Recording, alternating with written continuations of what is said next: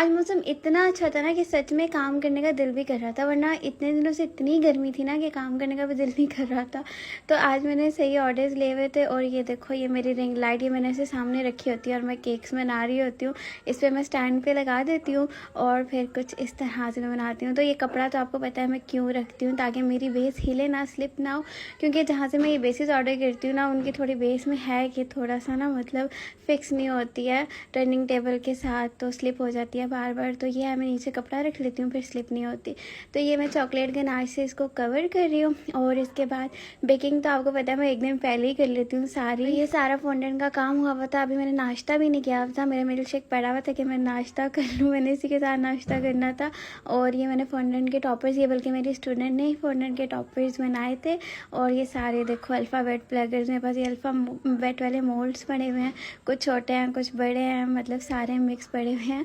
ज़्यादा मैं ये वाले यूज़ करती हूँ, स्काई ब्लू वाले। अच्छा, अब क्रीम की तरफ आ जाते हैं। मैं फ्रॉस्टी क्रीम यूज़ करती हूँ, बता के थक गई हूँ। अब इसमें ना यूज़ हुई भी क्रीम है। मैं ये करती हूँ, जो मेरी क्रीम बच जाती है ना यूज़ हुई हुई, उसको मैं नेक्स्ट डे नई थोड़ी सी क्रीम मिक्स करके बीट करती हूँ। तो देखो इतनी अच्छी बीट हो जाती है। तो मतलब मैं पुरानी वाली क्रीम वेस्ट नहीं करती। हाँ, अगर आपके पास कलर वाली क्रीम हो, जैसे अब ये कलर वाली क्रीम है, अगर ये पिंक क्रीम बच जाती है तो मैं क्या करती हूँ, इसको गनाश में यूज़ कर लेती हूँ। गनाश में भी क्रीम डलती है ना, लाइक अगर आप 200 ग्राम डार्क चॉकलेट वाला बना रहे हो, उससे गनाश बना रहे हो, तो उसके अंदर 100 ग्राम अगर आप क्रीम डाल रहे हो तो फिर मैं कलर वाली क्रीम डाल देती हूँ। इस तरह क्रीम वेस्ट नहीं होती। तो अब ये मैंने इसके ऊपर क्रीम अप्लाई कर दी। अंदर से सही फजी चॉकलेट वाला इसका स्पंज था।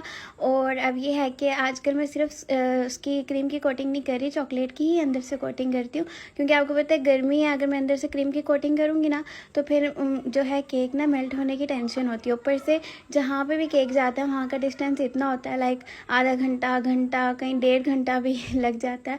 तो फिर यह है कि आपका केक स्टेबल होना चाहिए कि गर्मी हो तब भी वो बर्दाश्त कर ले। क्योंकि एसी वाली राइड तो कराता ही नहीं है कोई, क्योंकि उसका इतना ज़्यादा एक्सपेंस आता है। तो नॉर्मल राइड में फिर, और जिनके दिन के ऑर्डर्स होते हैं, आजकल मैं दिन के ऑर्डर्स ले ही नहीं रही, क्योंकि दिन में सच में इतनी गर्मी होती है कि केक अच्छे से अच्छा भी आपने स्टेबल किया हो ना, वो मेल्ट हो जाता है। तो ये है कि मैं शाम के ऑर्डर्स लेती हूँ। और ये मैंने कैलेंडर वाला केक बनाया है, 2 एक जैसे ही केक बना रही थी मैं, लाइक एक कस्टमर ने डिज़ाइन भेजा हुआ था और एक ने नहीं भेजा हुआ था, तो बस इस तरह मैंने बना लिया। अब एक की डिलीवरी जो थी वो मिडनाइट की थी, 12 बजे उनको केक देना था, और एक को जो है मतलब अभी दे देना था मैंने। वो उन्होंने खुद पिक करने आना, तो इतनी दूर से पिक करने आ रहे थे वो। पिक वैसे ठीक होता है कि अपनी ज़िम्मेदारी से आप अपनी चीज़ ले जाओ। तो इसके बाद ये मैंने ब्राउनीज़ बनाई हुई हैं कस्टमाइज़, ठीक है, मेरी स्टूडेंट ने बनाई है, बेक भी उन्होंने की। तो मैंने केक फ्रिज में रख दिया था क्योंकि अभी तक इन्हें पिक करने कोई आया ही नहीं था। और दूसरी वाली केक की तो वैसे ही मिडनाइट थी। और ये फ्रिज देखो कैसे क्लियर साफ़ सुथरा पड़ा हुआ है, बस केक की चीज़ें ही नज़र आएंगी। तो ये ट्रांसपेरेंट बॉक्स के साथ ये मिडनाइट डिलीवरी के लिए रेडी था। दूसरा वाला केक कस्टमर पिक कर चुके थे। उसके बाद ये मैं मिडनाइट की मैंने पैकिंग कर ली थी। अब ये 12 बजे फिक्स कस्टमर के घर पहुँचना था। और ये चेक करो कुछ इस तरह से, मतलब ट्रांसपेरेंट बॉक्स में केक बहुत प्यारा लगता है।